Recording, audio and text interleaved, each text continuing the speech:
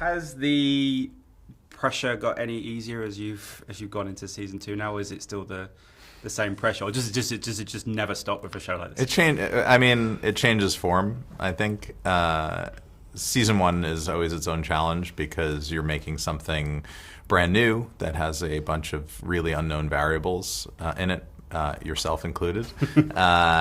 And I think the stress in season 1 is just making a show and getting it released, and then hoping that people show up and watch it.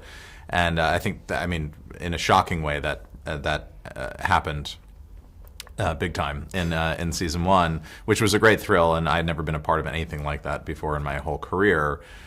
So I think the pressure going into season 2 is now you have this known quantity that people are expecting you to top and better, and I think that's the thing that you kind of carry along. So I would say that's a preferred pressure versus the season 1 pressure. But yes, the pressure is sort of ubiquitous and unrelenting.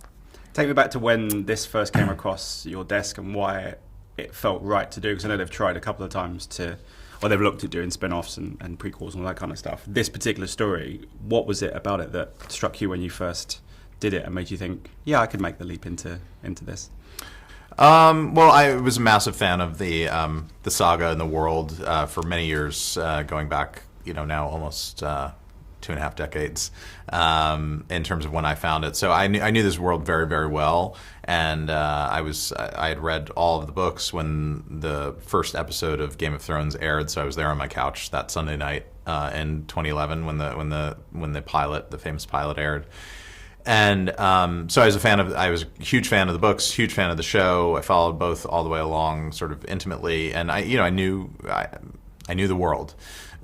So when HBO started talking about spin-offs for this, and George sort of put this in front of me as this is the thing that I'm most interested in, this particular period in the Targaryen history, everything kind of clicked for me, because I knew this period, the Dance of the Dragons, as they call it, is spoken about as a historical event by the characters in A Song of Ice and Fire. So characters in the book, Sansa, certainly Tyrion, people that are thinking about their own war looming, do think about this period the way we would think about World War II.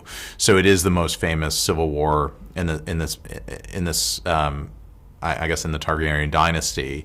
So the combination of getting to tell that story and then also getting to tell the Targaryen story, which we don't, other than meeting Daenerys and then eventually Jon Snow once we realize who he is, spoiler warning, we don't really get to know the Targaryens, certainly not when they're in power and when they have this incredible dynasty around them and multiple dragons and they're kind of unchallengeable.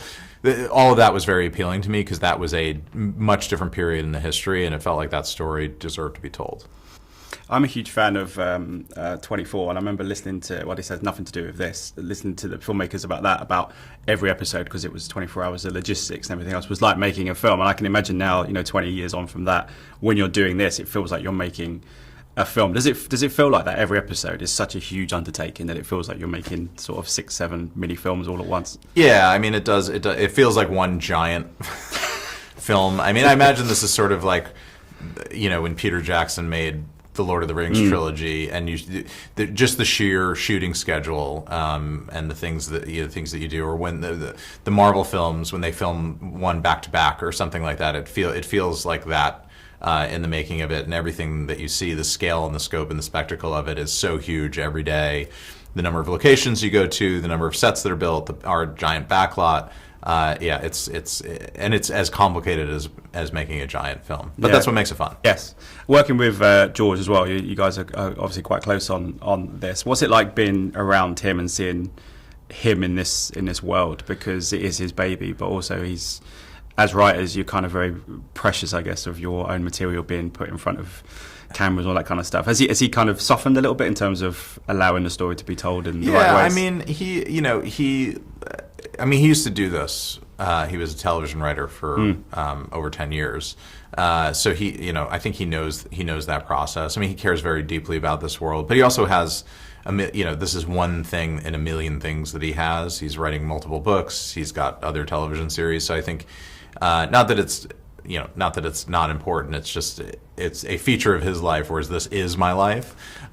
So I think there's a bit where it kind of differs. But no, look, we broke the back of this thing together, going back 6 years ago now, and decided what the pilot story was going to be, what point in time we were starting in, and then also in kind of projecting out what the series was going to be, figuring out what's the sort of historical timeline that we're hewing to, and where are we beginning, where are we ending. So I think all of those things were kind of outlined at the beginning. So it was nice to have going into this. But yeah, I mean, it's an honor to be in the shadow of greatness there. Your casting is so spot on. I remember when it first came out about who you'd cast, and obviously Matt Smith, Olivia Cooke, Reese Ifans, all those kind of guys.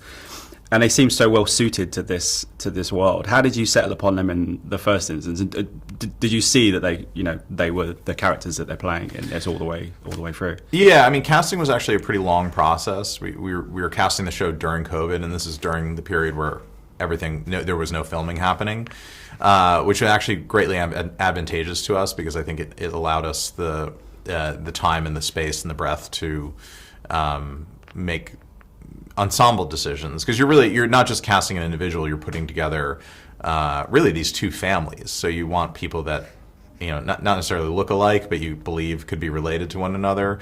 Plus you want fantastic actors, you want all the kind of chemistry and the different layers that you look for in these characters. So I think having the advantage of that amount of time really led nicely to that. And we had long conversations with all of those fine people. And look, we're very lucky to have all of them in the show. They're terrific artists, and I'm very lucky to be working with them. I've always wondered this about when I've interviewed showrunners and people who are part of TV series, in that it's such an insular world in the sense of with a film you kind of leave it to a side and you go on to the next thing, whereas this you're kind of living it for quite a few years. Do you keep yourself in the bubble in terms of fan reactions, what fans are talking about, social media, all that kind of stuff? Because it's such a powerful tool outside of this. I guess do you have a gander, or do you kind of stay away from it? I'm not on social media at all, but it is hard to avoid just because it's so, like you said, it's so. The show it just has a presence, so it's so ubiquitous and huge. And also I just have a lot of people in my life that watch the show, and some because they know me and others because they watch the show.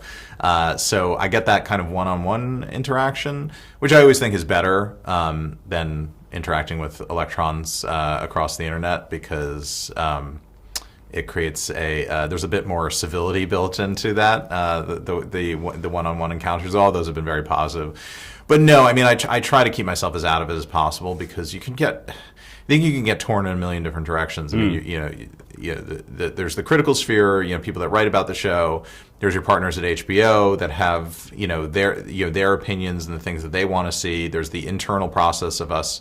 This is not just an autocracy. I work very closely with a fantastic team of writers, directors, filmmakers, to make the show. So if you introduce too many voices in the mix, I think you can run the danger of making television by committee instead of trying to keep it on one central line of thought. And that's what we'll always try to do. But yes, it's almost impossible to avoid. Yeah.